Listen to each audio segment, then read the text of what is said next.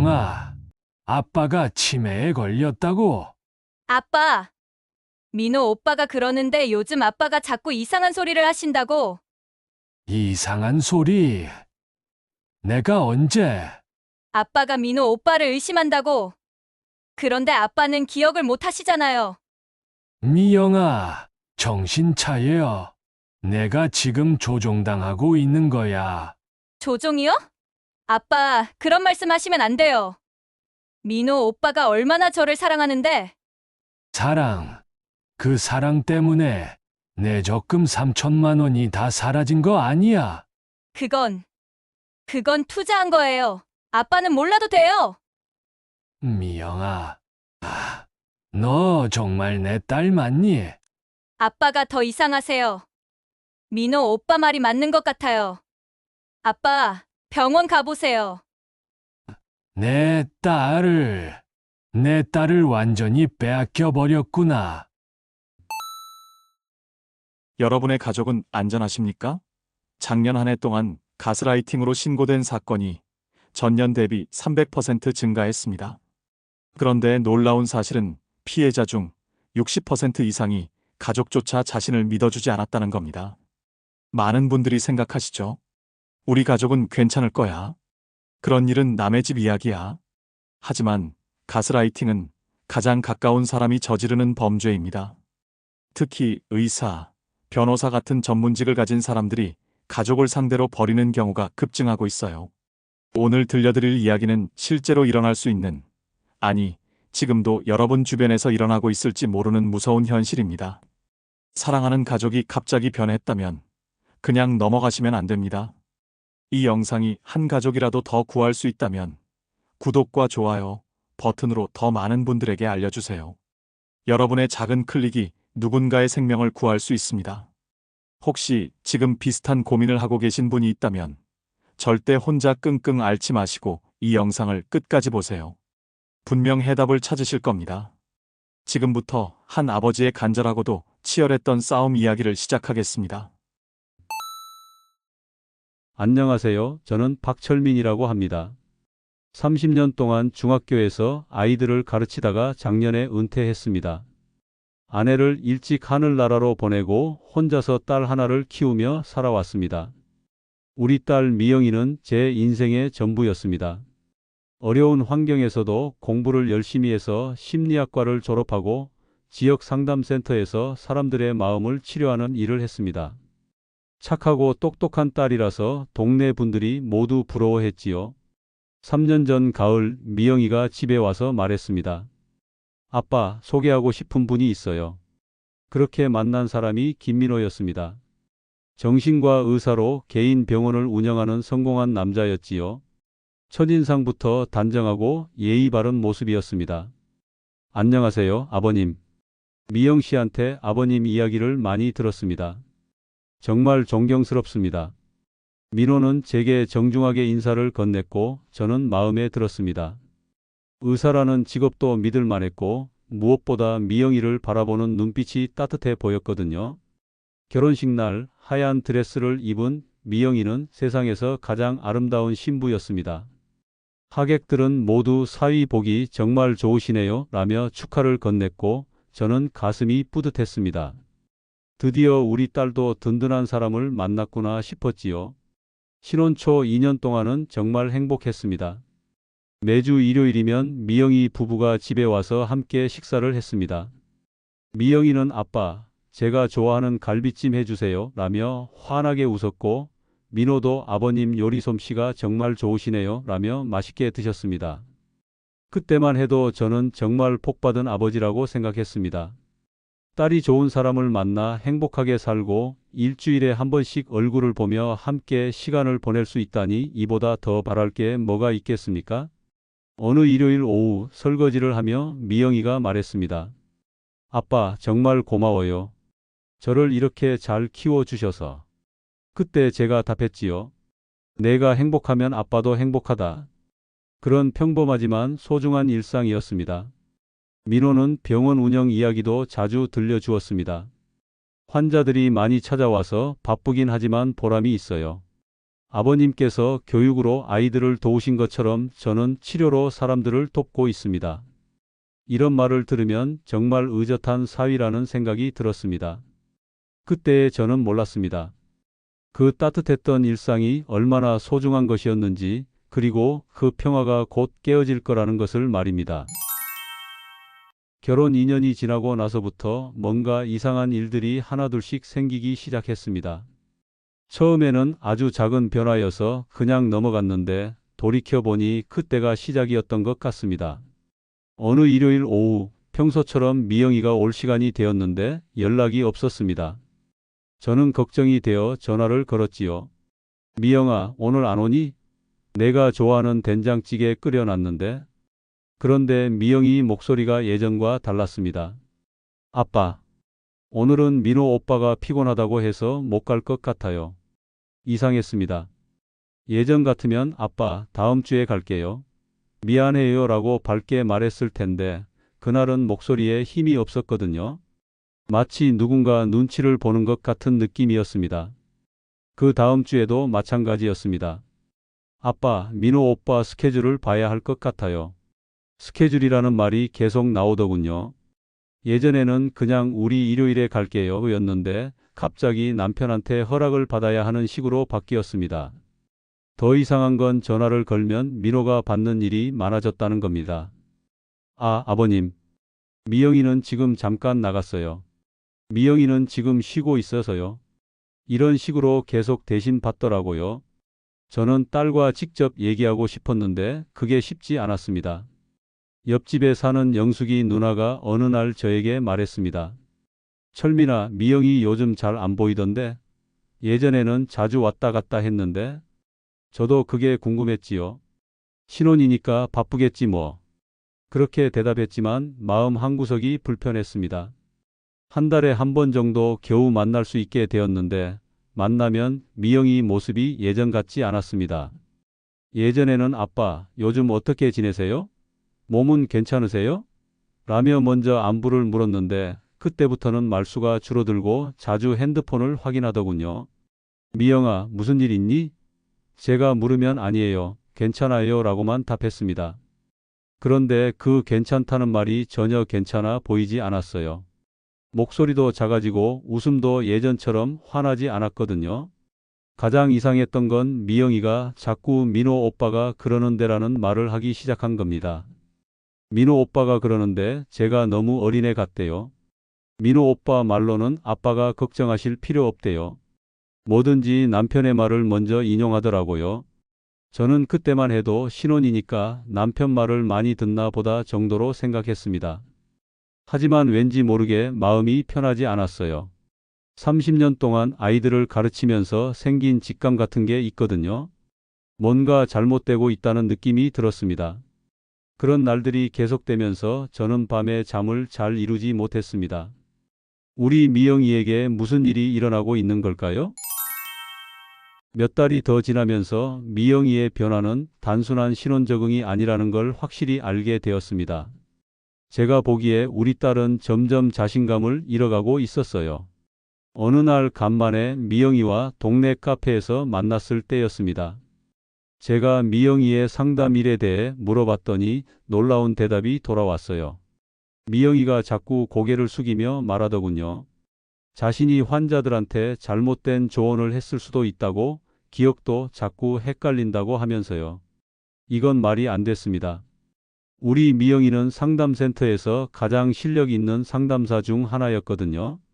환자들이 미영이를 지명해서 찾아올 정도였는데 갑자기 자신의 능력을 의심한다니요. 더 이상한 건 미영이가 자꾸 제게 말하는 방식이 바뀌었다는 겁니다. 예전에는 저를 존경하고 의지했는데 그때부터는 마치 제가 모르는 사람인 것처럼 대하더라고요. 심지어 어느 날은 이런 말까지 했어요. 아버지는 나이가 들어서 요즘 세상 일을 잘 모르신다고요?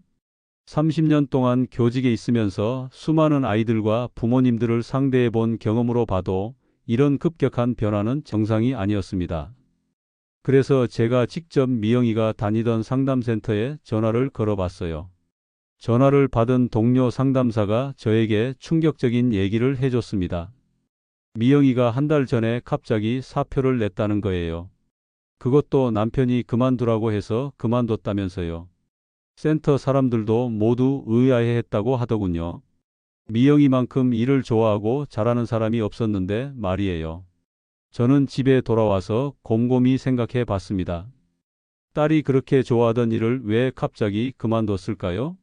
그리고 왜 저한테는 아직도 일하고 있다고 거짓말을 하는 걸까요? 옆집 영숙이 누나도 이상한 일을 목격했다며 저에게 얘기해 줬어요. 며칠 전 마트에서 미영이 부부를 봤는데 미영이가 뭔가를 사려고 하면 민호가 그걸 제지하더라는 거예요. 심지어 미영이가 민호에게 허락을 구하는 것 같았다고 하더군요. 그날 밤 저는 잠을 못 이뤘습니다. 인터넷을 찾아보다가 가스라이팅이라는 단어를 처음 알게 되었어요. 상대방의 기억을 의심하게 만들고 자존감을 깎아내리며 판단력을 잃게 만드는 심리적 학대라고 하더군요. 설명을 읽어보니 우리 미영이에게 일어나고 있는 모든 증상들이 거기에 다 나와 있었어요. 자꾸 기억을 의심하게 되는 것, 자신감을 잃는 것, 모든 판단을 상대방에게 맡기게 되는 것 말이에요. 그때서야 깨달았습니다. 우리 미영이가 나쁜 사람한테 당하고 있다는 걸요. 그 완벽해 보였던 사위 민호가 제 딸을 이렇게 망가뜨리고 있었던 거예요. 가슴이 터질 것 같았습니다. 어떻게 사람이 이럴 수 있는지, 어떻게 사랑한다는 사람을 이렇게 괴롭힐 수 있는지 도저히 이해할 수 없었어요. 이제는 확신이 섰습니다. 우리 미영이를 구해내야 한다고요. 미영이에게 무슨 일이 일어나고 있는지 확실히 알기 위해 저는 직접 확인해 보기로 했습니다. 가장 먼저 떠오른 게 미영이를 위해 제가 만들어둔 적금 통장이었어요. 미영이가 대학교 1학년 때부터 시작해서 20년 넘게 매달 조금씩 넣어둔 돈이었습니다. 제 월급이 많지 않았지만 딸의 미래를 위해 아껴가며 모은 소중한 돈이었지요. 결혼할 때 미영이에게 통장을 주려고 했는데 미영이가 아직은 아버지가 관리해달라고 했거든요. 은행에 가서 통장 정리를 해달라고 했더니 직원이 깜짝 놀라더군요. 3천만 원이 있던 통장이 거의 비어 있었거든요. 잔액이 50만 원도 안 남아 있었어요. 저는 눈앞이 캄캄했습니다. 더 놀라운 건 돈이 나간 내역을 확인했을 때였어요. 6개월 전부터 조금씩 빠져나가기 시작해서 한 번에 500만 원, 700만 원씩 큰 금액들이 계속 인출되어 있었습니다. 마지막에는 2주 전에 1천만 원이 한꺼번에 나갔더라고요. 집에 돌아와서 제가 써놓던 가계부를 뒤져봤습니다. 민호가 저에게 도움을 요청했던 날짜들을 적어둔 메모가 있었거든요. 3월에는 병원 장비 구입비가 필요하다며 500만 원을 빌려갔고 4월에는 임대료가 밀렸다며 700만 원을 5월에는 직원 월급 때문에 1천만 원을 가져갔어요. 날짜를 대조해보니 완전히 일치했습니다. 민호가 저에게 돈을 빌려간다고 할 때마다 미영이 통장에서 똑같은 금액이 빠져나가고 있었던 거예요. 제가 준 돈으로는 모자라서 딸의 적금까지 털어간 셈이었습니다. 더 무서운 건 따로 있었어요. 영숙이 누나가 보험회사에서 일하는 조카를 통해 알아본 정보였는데 미영이 명의로 그에게 생명보험이 들어있더라고요. 3억 원짜리 보험이었는데 수혜자는 남편인 민호였어요. 그 보험을 언제 들었는지 확인해 보니 1년 전이었습니다. 미영이가 기억을 자꾸 잘못한다고 하기 시작한 바로 그 시기였어요. 미영이 본인은 그런 보험을 든 기억이 없다고 하더군요. 아마 민호가 뭔가 핑계를 대고 서류에 사인을 받아낸 것 같았어요. 저는 온몸이 떨렸습니다. 이건 단순히 돈을 빼앗는 차원이 아니었어요. 딸의 생명까지 노리고 있다는 뜻 아닙니까? 3억 원이면 민호 입장에서는 평생 쓰고도 남을 큰 돈이었을 거예요. 민호의 과거를 더 자세히 알아보니 충격적인 사실들이 나왔습니다. 결혼 전에 사귀었던 여자들이 모두 비슷한 피해를 당했더라고요. 2년 정도 사귀다가 헤어진 여자는 우울증에 걸려서 아직도 치료받고 있고 다른 여자는 통장을 모두 털렸다가 자살까지 시도했다는 거예요. 그제서야 민호가 어떤 사람인지 분명해졌습니다. 여자들을 만나서 처음에는 완벽한 남자 행세를 하다가 점점 심리적으로 조정해서 돈을 빼앗고 버리는 나쁜 놈이었던 거예요. 우리 미영이는 그 중에서도 가장 큰 피해자가 될 뻔했던 거죠. 택시 기사들한테 물어보니 민호의 병원에 대한 이상한 증언들도 나왔어요. 환자들이 치료받으러 갔는데 오히려 더 우울해져서 나온다는 거예요. 의사가 환자를 낫게 해야 하는데 더 아프게 만든다니 이게 말이 됩니까? 그날 밤 저는 한숨도 못 잤습니다. 제 딸이 그런 악마 같은 놈한테 당하고 있다는 사실이 믿어지지 않았어요. 하지만 이제 모든 게 분명해졌으니 딸을 구해내야 했습니다. 아무리 늦었더라도 포기할 수는 없었거든요. 이제 더 이상 망설일 수 없었습니다. 미영이와 직접 만나서 모든 걸 얘기해야 했어요. 하지만 민호가 있으면 대화가 불가능할 테니까 딸과 단둘이 만날 방법을 찾아야 했습니다. 미영이에게 전화를 걸어서 중요한 얘기가 있다고 했더니 처음 반응부터 이상하더군요. 왜 민호한테 말하지 않고 혼자 나오냐고 하면서 불안해하는 게 보였어요. 예전 같으면 아버지가 부르면 언제든 달려왔을 텐데 말이에요. 겨우 약속을 잡아서 동네 조용한 카페에서 만났습니다. 미영이가 들어오는데 완전히 다른 사람 같았어요. 어깨는 움츠러들어 있고 자꾸 핸드폰을 확인하면서 초조해 하더라고요. 마치 누군가한테 감시받고 있는 것처럼요. 저는 바로 본론으로 들어갔습니다. 미영이가 많이 변했다고, 예전에 당당하고 밝던 모습이 어디 갔냐고 물었어요. 그런데 돌아온 대답이 정말 충격적이었습니다. 자신은 성장한 거라면서 민호가 많은 걸 가르쳐 줬다고 하더군요. 가르쳐 준 게 뭐냐고 물으니 더 가슴 아픈 대답이 나왔어요.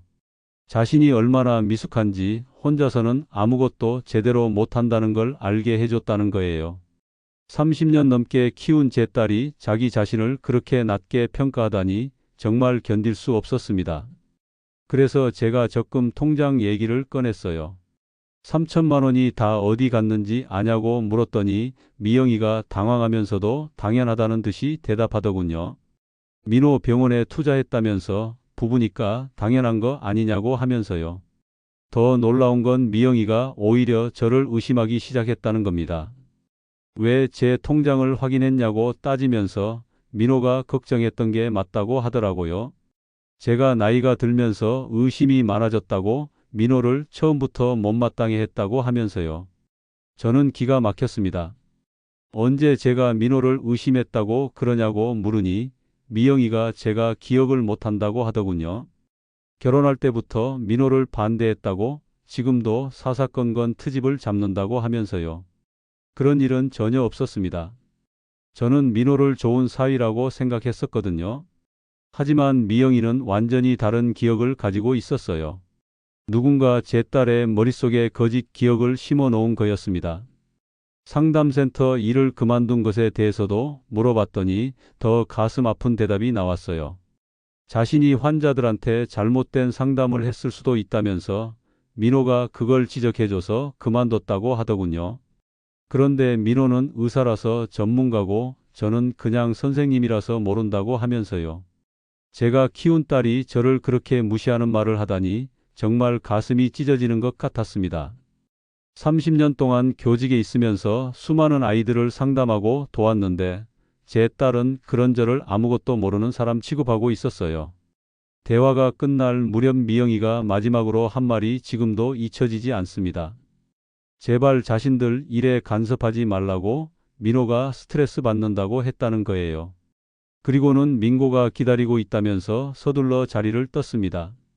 저는 혼자 카페에 앉아서 한참을 멍하니 있었어요. 제 딸을 완전히 잃어버린 기분이었습니다. 그 선량하고 똑똑했던 미영이가 완전히 다른 사람이 되어 있었거든요. 집에 돌아와서 밤새 생각해 봤습니다. 이제 딸과 대화로는 해결이 안 된다는 걸 확실히 알았어요. 민호가 너무 교묘하게 미영이를 조종해 놨거든요. 다른 방법을 찾아야 했습니다. 제 딸을 구하기 위해서라면 뭐든 해야 했어요. 미영이와의 대화가 완전히 실패로 끝나고 나서 저는 깨달았습니다. 혼자 힘으로는 절대 해결할 수 없다는 걸요. 30년간 교직에 있으면서 많은 문제들을 해결해 봤지만 이런 상황은 처음이었거든요. 가장 먼저 떠오른 사람이 제 제자였던 이정호였습니다. 20년 전에 제가 가르쳤던 아이인데 지금은 경찰서에서 형사로 일하고 있어요. 어려서부터 정의감이 강했던 아이라서 믿을 만했거든요. 경찰서를 찾아가서 정호에게 상황을 다 설명해 줬습니다.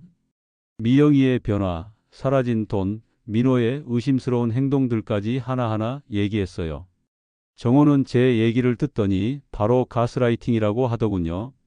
정호가 설명해 준 가스라이팅은 정말 무서운 범죄였습니다. 상대방의 현실 인식을 조작해서 완전히 조종하는 심리적 학대라고 하더군요. 특히 의사나 변호사처럼 사람들이 믿을 만한 직업을 가진 사람들이 자주 사용한다고 했어요. 하지만 정호도 어려운 점이 있다고 했습니다. 공식적으로는 도와주기 힘들다는 거예요. 아직 구체적인 범죄가 입증되지 않았고 피해자인 미영이가 오히려 가해자를 보호하고 있는 상황이라서요. 그래서 정호가 개인적인 조언을 해줬습니다. 민호의 본성을 드러낼 수 있는 상황을 만들어야 한다고요. 교활한 사람들은 평소에는 완벽한 가면을 쓰고 있지만 자신의 이익이 걸린 상황에서는 본색을 드러낸다고 하더군요. 옆집 영숙이 누나에게도 도움을 청했습니다. 영숙이 누나는 은행에서 오래 일해서 사람 보는 눈이 있거든요. 민호에 대한 이야기를 해주니 처음부터 뭔가 이상하다고 생각했다고 하더군요. 영숙이 누나가 좋은 아이디어를 내줬어요. 민호한테 투자 얘기를 해보자는 거였습니다. 그런 사람들은 돈 앞에서는 본성을 숨기지 못한다고 하면서요. 퇴직금이 있다고 하면서 투자처를 찾고 있다고 접근해 보자고 했어요.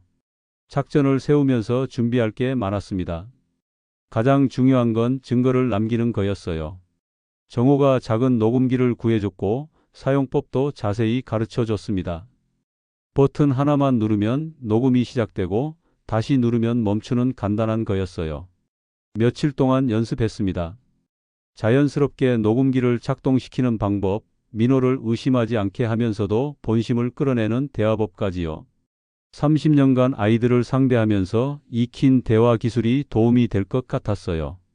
사실 마음이 무거웠습니다. 사위를 상대로 이런 함정을 파야 한다는 게 정말 괴로웠거든요.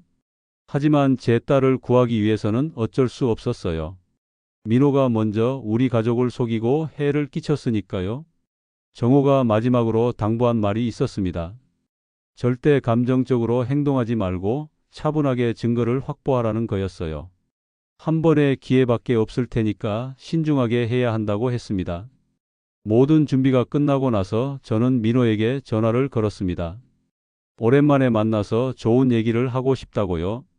민호는 평소처럼 다정한 목소리로 언제든 좋다고 답했습니다. 그때까지도 자신이 들통날 줄은 꿈에도 모르고 있었겠죠. 드디어 민호와 만날 날이 되었습니다. 평소보다 좋은 호텔 카페를 예약했어요.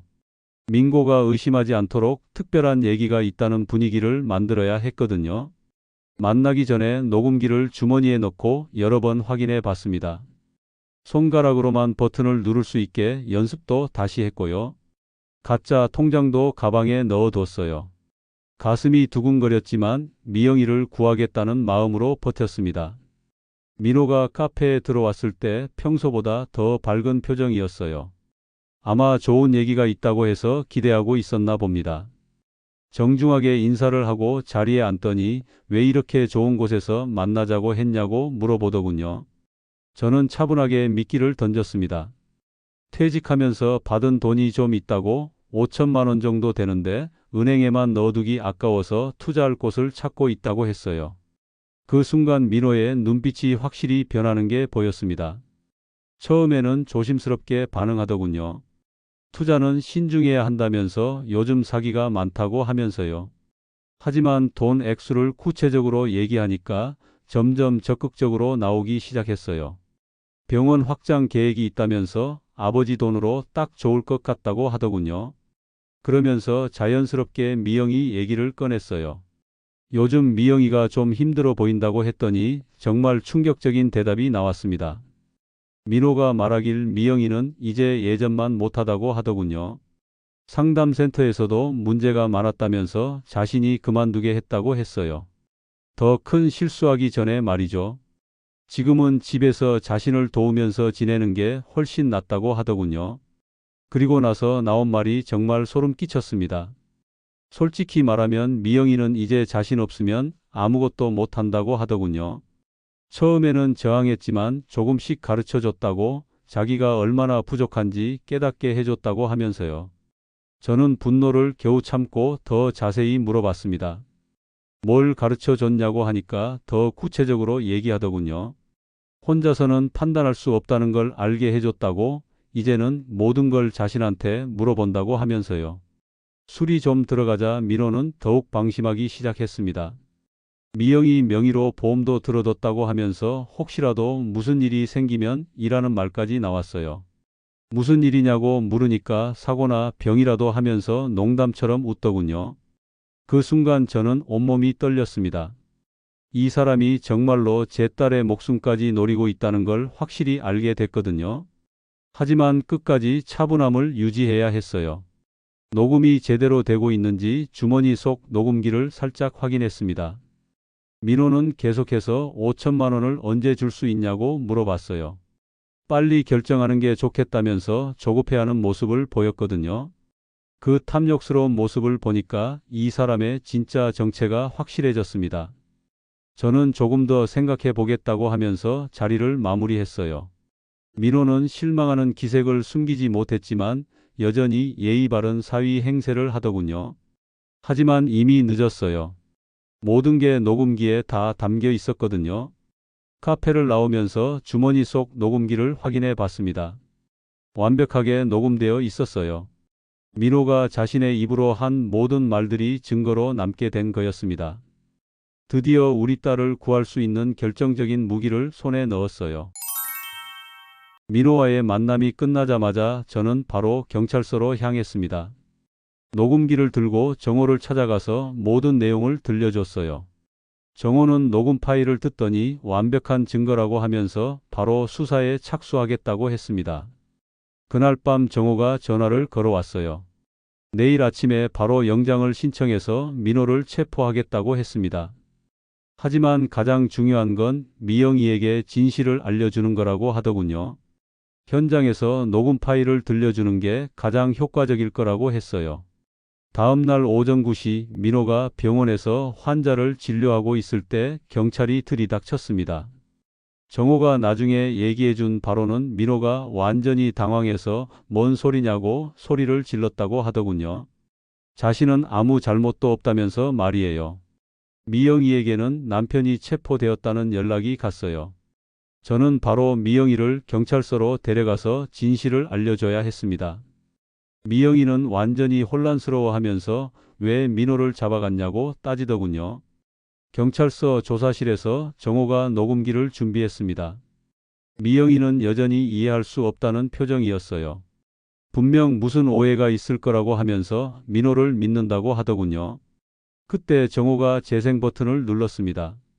스피커에서 민호의 목소리가 나오기 시작했어요. 미영이는 이제 자신 없으면 아무것도 못한다는 말, 조금씩 가르쳐줘서 자기가 얼마나 부족한지 깨닫게 해줬다는 말이 나왔습니다. 미영이의 얼굴이 점점 굳어지는 게 보였어요.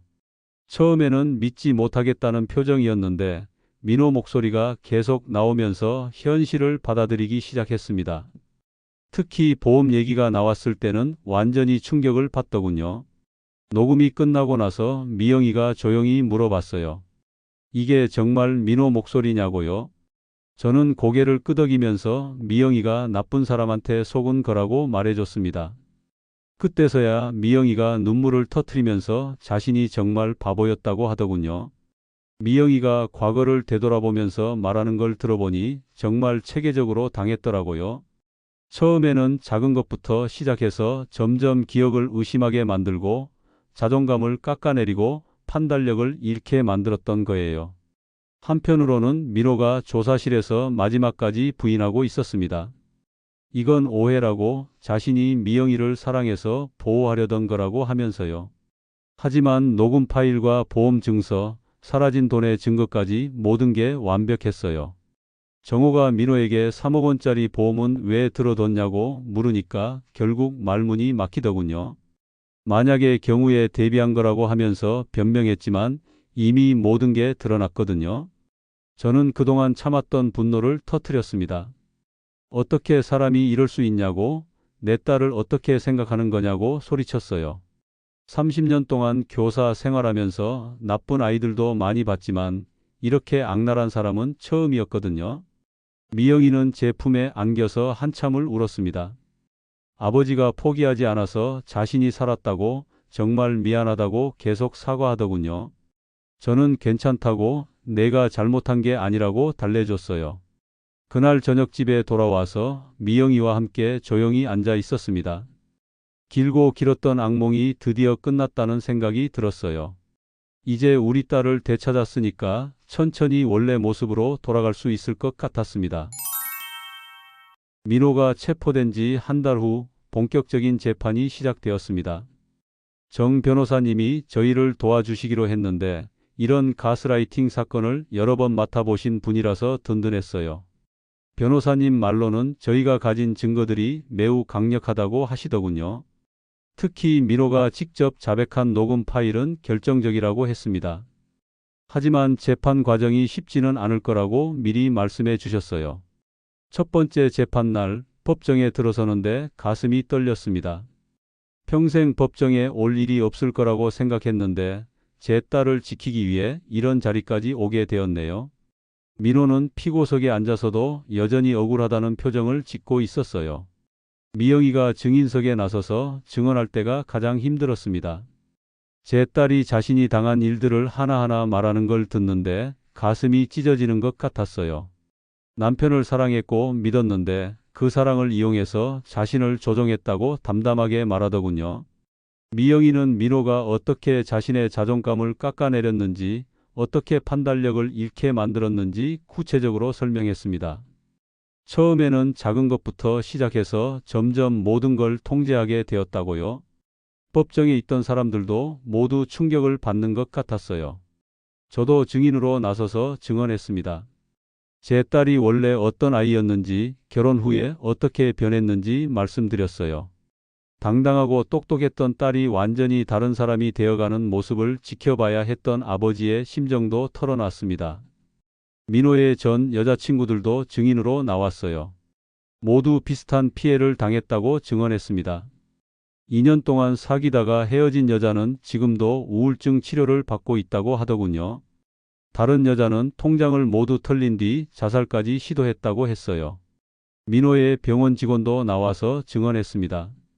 원장이 환자들을 이상하게 대하는 걸 봤다고 치료받으러 온 환자들이 오히려 더 우울해져서 나가는 경우가 많았다고 하더군요. 의사가 환자를 치료하는 게 아니라 더 아프게 만들고 있었던 거예요. 재판이 진행되면서 민고의 범죄 수법이 자세히 드러났습니다. 처음에는 완벽한 남자인 척하다가 점점 상대방을 의존적으로 만들고 돈을 빼앗고 심지어 생명까지 위험에 빠뜨리는 악랄한 방법이었어요. 판사님도 이런 사건은 처음이라고 하시면서 매우 심각하게 받아들이시는 것 같았어요. 특히 의사라는 권위를 이용해서 사람들을 속였다는 점을 중요하게 보셨어요. 드디어 선고일이 되었습니다. 법정은 조용했고 모든 사람들이 판사님의 입을 주시하고 있었어요. 판사님이 판결문을 읽기 시작했는데 민호의 재질이 매우 불량하고 반성의 기미가 보이지 않는다고 하셨습니다.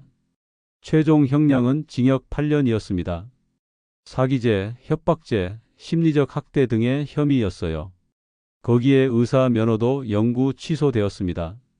민호는 마지막까지 억울하다고 소리쳤지만 이미 모든 증거가 명확했거든요. 재판이 끝나고 법원을 나오는데 햇살이 따뜻하게 느껴졌어요. 드디어 정의가 실현되었다는 생각이 들었습니다. 미영이도 제 팔을 붙잡고 이제야 진짜로 끝났다고 하면서 안도의 한숨을 쉬더군요. 그날 저녁 미영이와 함께 조용한 식당에서 식사를 했습니다. 오랜만에 딸의 얼굴에서 평온함을 볼 수 있었어요.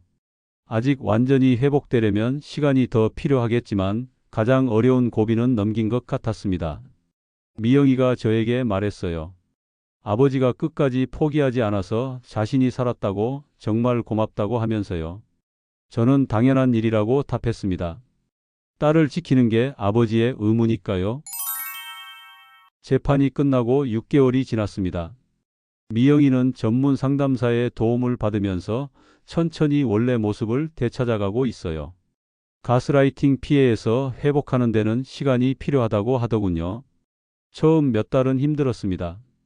미영이가 스스로 결정하는 것을 어려워했거든요.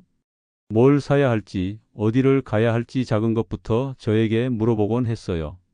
민호한테 당하면서 자신의 판단력을 완전히 잃어버렸던 거죠. 하지만 상담을 받으면서 점점 나아지기 시작했어요. 어느 날 미영이가 혼자서 장을 보고 왔다면서 자랑스럽게 말하더군요. 예전에는 민호 허락 없이는 못했던 일인데 이제는 자신이 결정할 수 있다고 하면서요. 미영이가 원래 다니던 상담센터에서 다시 일하고 싶다고 했을 때 정말 기뻤습니다. 센터장님도 반갑게 맞아주셨어요. 오히려 이런 경험이 있으니까 비슷한 피해를 당한 사람들을 더 잘 도울 수 있을 거라고 하시더군요. 미영이는 이제 가스라이팅 피해자 상담을 전문으로 하고 있어요. 자신과 같은 상황에 있는 사람들을 돕고 싶다고 하면서요. 상담받으러 오는 분들이 미영이를 보고 희망을 얻는다고 하더군요. 매주 일요일마다 미영이가 집에 와서 함께 식사를 해요. 예전처럼 환한 웃음을 되찾았고 목소리도 밝아졌습니다. 무엇보다 자신감이 돌아온 게 가장 보기 좋아요. 어느 일요일 오후 설거지를 하면서 미영이가 말했어요.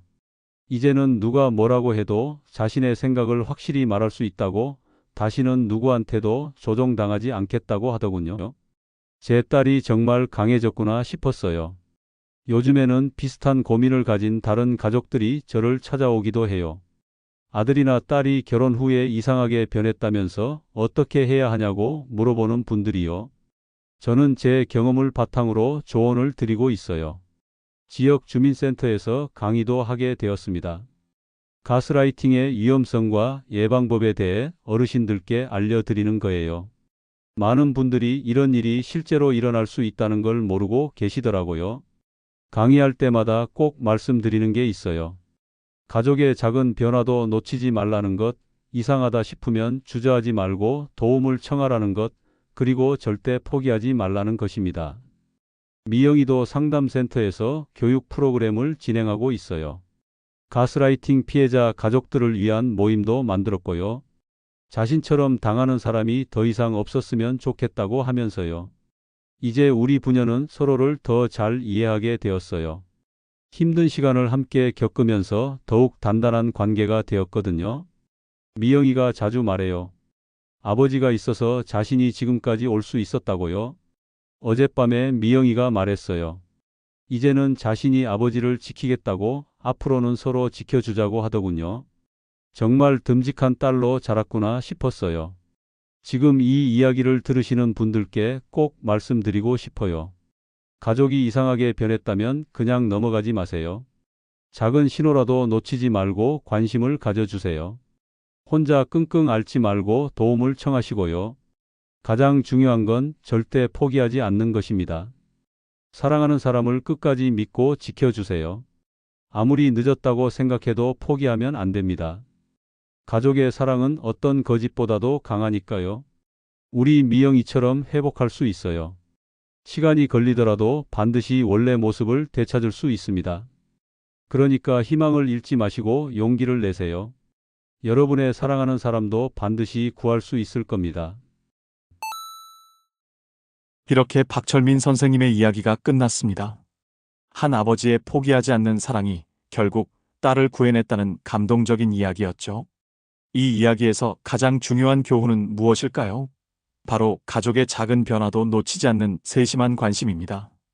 그리고 아무리 절망적인 상황에서도 끝까지 포기하지 않는 사랑의 힘이었어요. 의심은 사랑의 시작이다라는 말이 있습니다. 사랑하는 사람이 이상하게 변했다면 의심하는 게 당연해요. 그게 진짜 사랑이거든요. 무조건 믿어주는 게 사랑이 아니라 지켜주려고 노력하는 게 진정한 사랑입니다. 여러분 주변에도 혹시 박철민 선생님의 미영이 같은 사람이 있지 않나요? 갑자기 말투가 변하고 자신감을 잃고 가족과 멀어지는 사람 말이에요. 그런 분이 계시다면 오늘 영상을 꼭 보여주세요. 가스라이팅은 누구에게나 일어날 수 있는 일입니다. 학력이나 나이, 성별과 상관없이 말이에요. 하지만 가족의 사랑과 관심이 있다면 반드시 극복할 수 있어요. 기억하세요. 혼자가 아닙니다.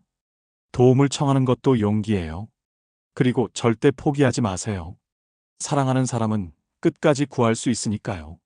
오늘 영상이 도움이 되셨다면 구독과 좋아요, 알림 설정 꼭 눌러주세요. 이런 소중한 정보가 더 많은 분들에게 전해질 수 있도록 말이에요. 그리고 주변에 이런 고민을 하는 분들이 계시다면 이 영상을 꼭 공유해 주세요. 다음에도 여러분의 삶에 도움이 되는 이야기로 찾아뵙겠습니다.